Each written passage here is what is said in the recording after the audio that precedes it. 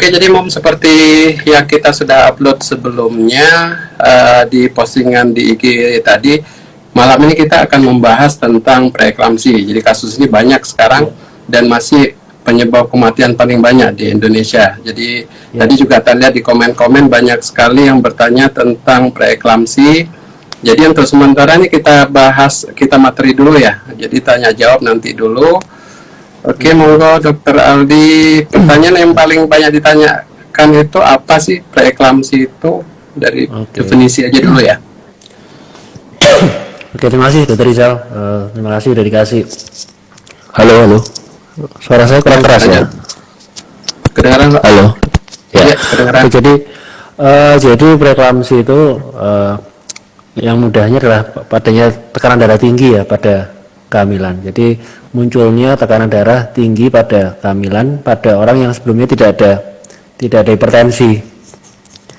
Pada orang yang sebelumnya tidak ada hipertensi, dia muncul tekanan darah tinggi. Nah, ini biasanya muncul di atas 20 minggu, Rizal, di atas 20 minggu, dan dia bisa bermanifestasi pada berbagai macam organ. Jadi nggak cuman tekanan darah tinggi, tapi dia bisa kelainan dari mulai kelainan di kepala ya, sampai yang paling sering adalah kejang, kemudian adanya sesak nafas ya, kemudian ada nyeri pada daerah perut, itu bisa. Dan yang paling berbahaya sih bisa mengakibatkan masalah pada janinnya, misalnya gangguan pertumbuhan pada janin sampai kegawatan pada janinnya. Yang paling kalau di masyarakat mungkin mengenal istilah keracunan kehamilan ya, itu salah satu istilah lain mungkin, tapi mungkin sekarang sudah banyak yang tahu lah preeklamsi itu peningkatan tekanan darah tinggi. Oke, Itu udah jadi secara jadi tadi di IG ada nanya tentang keracunan kehamilan. Jadi sama sebenarnya Ibu. Jadi keracunan kehamilan itu bahasa awam ya. Kalau kita sebut dengan preeklamsi. Gejalanya apa sih Dok kalau preeklamsi itu? Gejalanya memang yang awal-awalnya adalah tekanan darahnya naik, Mas Dr. Rizal. Jadi tekanan darahnya meningkat awal-awalnya dari yang kalau normalnya itu di bawah 140/90 ya. Tapi kalau jadi preeklamsi maka dia akan meningkat di atas 140/90. Itu terjadi biasanya pada di atas 20 minggu ke atas. Nah, kemudian disertai adanya protein ya, jadi pada kencingnya itu ada namanya protein, itu yang bisa positif.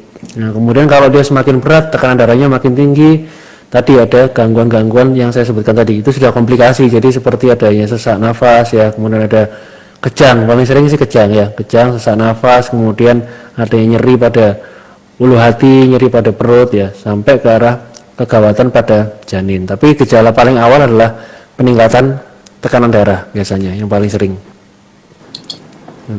Oke, jadi Mam bisa diambil kesimpulan yang paling utama adalah peningkatan tekanan darah. Jadi kalau sering kan ditanya, Dok, kaki saya bengkak, bahaya enggak?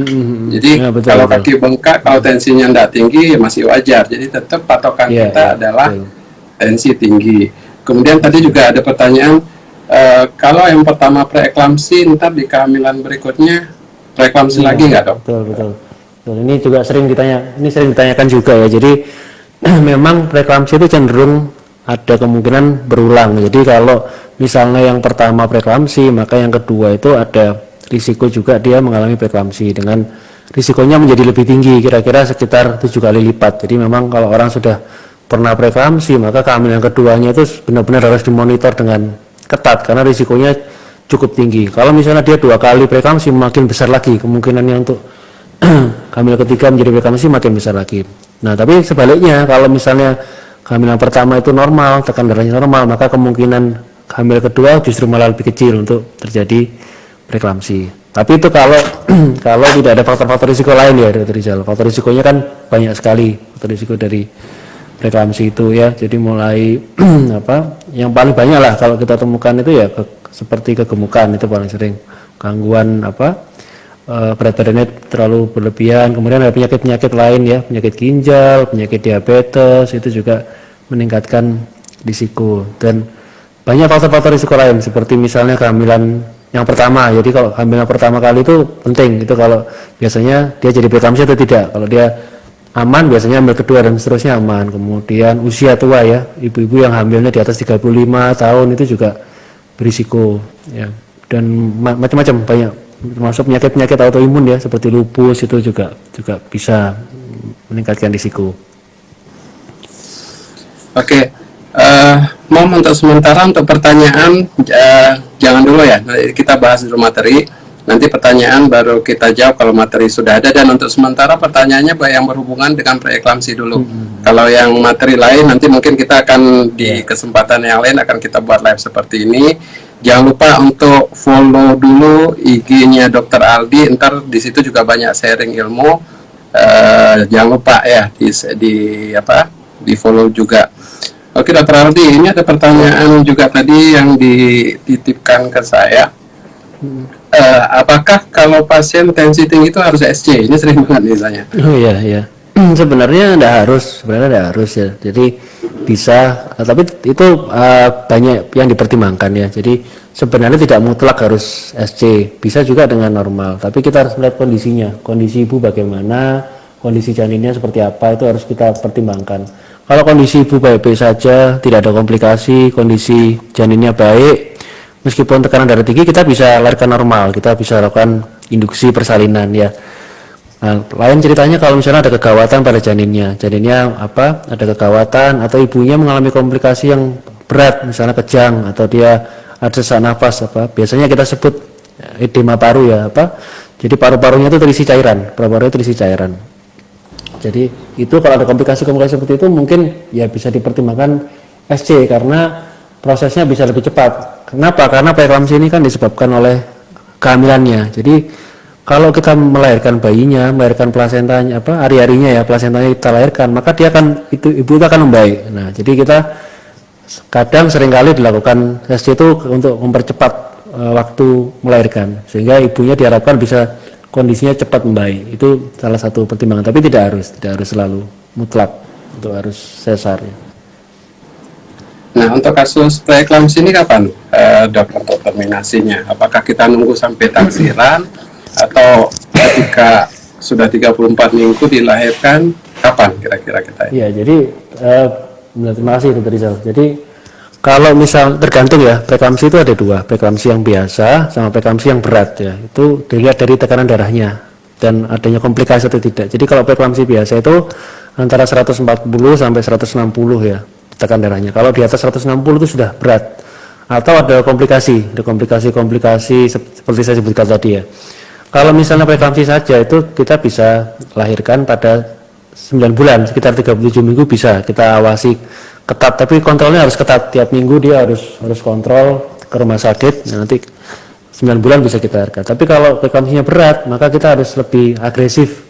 Kita lahirkan sekitar 34 minggu. Kenapa? Karena pada usia itu diharapkan bayi itu sudah bisa bertahan ya. Jadi maksudnya dilahirkan itu dia sudah paru-parunya sudah matang, dia sudah bisa bertahan hidup ya. Jadi demikian. Jadi ada dua opsi Dr. Rizal, antara 34 minggu atau 37 minggu biasanya. Tergantung kondisi dari preeklamsinya. Kondisi. Oh ya, perkembangan sekarang untuk jenisnya berapa, Dokter Aldi? Jenis preeklamsi. Kalau dulu kan kita ada preeklamsi ringan, preeklamsi berat. Kalau sekarang masih dipakai nggak itu? Masih tetap ada. Sekarang ada preeklamsi ringan itu udah diganti dengan preeklamsi ya, sama aja preeklamsi berat, kemudian ada eklamsia ya. Eklamsia itu ibu-ibu adalah kejang pada saat hamil. Kemudian ada juga yang preeklamsi yang terjadi pada ibu-ibu yang sudah punya hipertensi. Jadi orang yang hipertensi hamil tapi kemudian tambahan lagi preeklamsi, jadi kasihan sekali ini, jadi numpuk ya penyakitnya. Itu juga ada hipertensi kronis. Jadi masih tetap sih masih tetap seperti itu. Ada juga sih yang baru tuh hipertensi yang istilahnya hipertensi di rumah sakit lah istilahnya. Jadi kalau ibu-ibu itu datang ke rumah sakit ya, dia itu tinggi, tapi kalau dia pulang dia normal. Jadi mungkin ketemu Dr. Rizal dia ketemu dokter Rizal dia terpesona jadi tekan darahnya naik. Kalau kalau ketemu aku malah ngakak terus, jarang tensi naik, biasanya guyon-guyon tok di sini. Malah turun ya. Malah turun tensinya. Iya. Oh ya, mau saya ingatkan lagi Mom ya, yang untuk nanya-nanya, karena kita ini judulnya, kalau biasa kita live kan nggak pakai judul, jadi sembarang tak jawab. Tapi untuk hari ini, karena kita fokusnya tentang preeklamsi, nanti yang coba kita jawab adalah preeklamsi, pertanyaan tentang preeklamsi. Tapi Dokter Aldi, ini ada yang nanya dari Bu Enikri, Dokter Aldi di mana prakteknya? Surabaya mana? Saya kalau pagi sih ngajar ya di halo. Iya. Pagi ngajar di di Fakultas Kedokteran UNER. Kalau prakteknya di RSIA Kendang Sari, di Jalan Kendang Sari, Jalan Raya Kendang Sari. Oke, Mbak Enikri ya. Jadi di Kendang Sari, untuk harinya ada hari apa dok? Senin, Rabu, Sabtu. Sementara itu sih. Oke, kita lanjut ke preeklamsi lagi. Dari Nur Azizah, Dokter Aldi suaranya kurang keras. Kurang keras katanya. Udah tak deketin ini. Itu udah usah maksimal loh Bu. Coba didengerin dengan Udah Mas. Oh ya, untuk ada nggak sih Dok? Misalnya kira-kira kan ini kedengeran nggak? Halo, tes. Oke. Misalnya gini, kalau pasiennya ini yang anak pertama dia preeklamsi. Nah, ketika ada nggak yang bisa dilakukan untuk mencegah preeklamsi di kehamilan berikutnya? Iya. Ya, terima kasih Dokter Rizal. Halo, tes suara saya udah jelas? Suara saya udah jelas atau belum? Mungkin untuk kalau yang komen nggak jelas ya. Jadi bagus sekali pertanyaannya Dokter Rizal. Kalau misalnya yang pertama preeklamsi, yang kedua kita harus gimana? Jadi kita bisa lakukan namanya screening risikonya. Tapi kalau orang-orang dengan anak pertama sudah preeklamsi, maka yang kedua itu kita nggak perlu screening. Kita ini sudah pasien-pasien yang berisiko tinggi. Nah, apa yang bisa kita kerjakan? Nanti ibu bisa kontrol ke dokter lebih awal, lebih dini.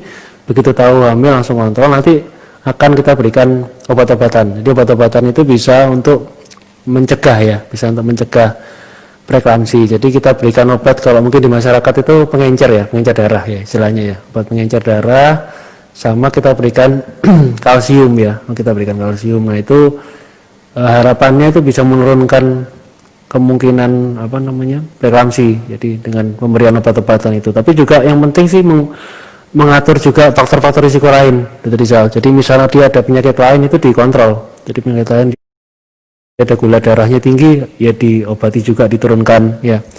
Jadi itu yang bisa kita kerjakan. Dengan mengerjakan itu insya Allah sih bisa sangat menurun sih kemungkinan preeklamsinya. Ini ada pertanyaan dari Bu Rani Maris. Dok, gejala preeklamsi itu seperti apa dan bisa terjadi di usia kehamilan berapa bulan? Nah, tadi udah saya jelasin ya, tekanan darah tinggi ya, terus ada protein ya, pada kencingnya itu ada protein, kemudian ada komplikasi ya, bisa komplikasi kejang, sesak nafas ya, nyeri kepala, nyeri perut ya, gangguan penglihatan dan lain sebagainya. Terus bisa muncul di atas 5 bulan Bu biasanya. Jadi dia itu munculnya di atas 5 bulan. Kalau di bawah 5 bulan itu berarti sudah bawaan itu. Berarti hipertensinya sudah kronis, sudah ini ya. Biasanya di atas 5 bulan. Sampai lahiran bisa muncul. Oke. Untuk ibu-ibu yang pertanyaan yang kita jawab di sini berhubungan dengan preeklamsi Bu ya. Jadi kalau untuk yang lain sementara kita tidak bahas di sini. Jadi khusus ini dari Bu Sefitrianti, dokter yang live sama Dokter Kartika ya. Oh iya benar Bu, betul. Terima kasih Bu. Ternyata sudah dikenali. Sudah dikenali.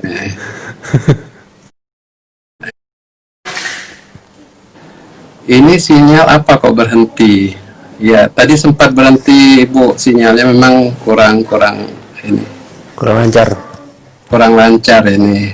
Kena lockdown ini sinyalnya. Kena lockdown. Dari Mbak Jenika Chris. Berarti sebelum kehamilan kedua mencegah preeklamsi harus diet dulu kali ya dok untuk mencegah preeklamsi kedua. Harus apa? Harus diet. Harus apa tadi? Kalau yang pertama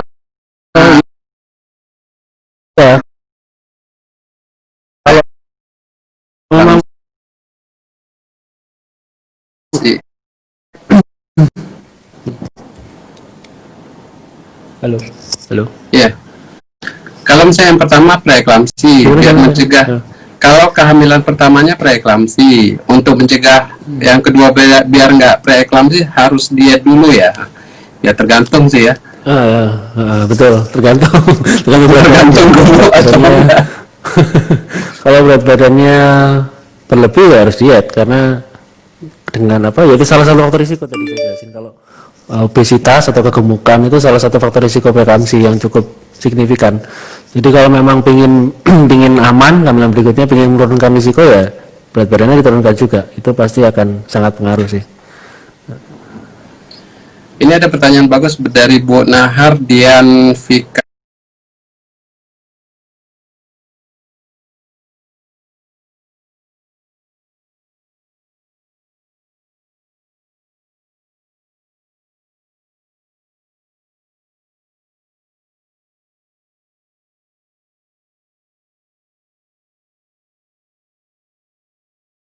Yang pasti penyebab utamanya adalah dari kehamilannya, dari plasentanya dan dari plasentanya. Jadi dari plasentanya ini yang menyebabkan terjadinya preeklamsi. Jadi panjang sih tadi saya kalau jelasin panjang banget ini, tapi intinya sih dari plasentanya itu.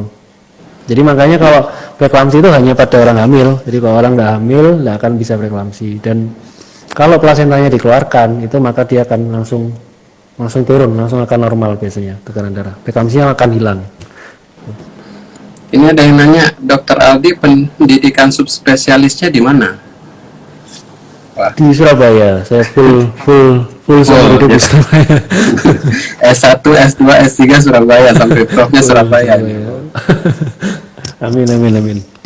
Mbak Widiawati Rahayu, preeklamsi bisa kedeteksi di usia kandungan berapa bulan, dok? Saya punya riwayat preeklamsi karena hamil kembar dan sekarang lagi hamil 10 weeks.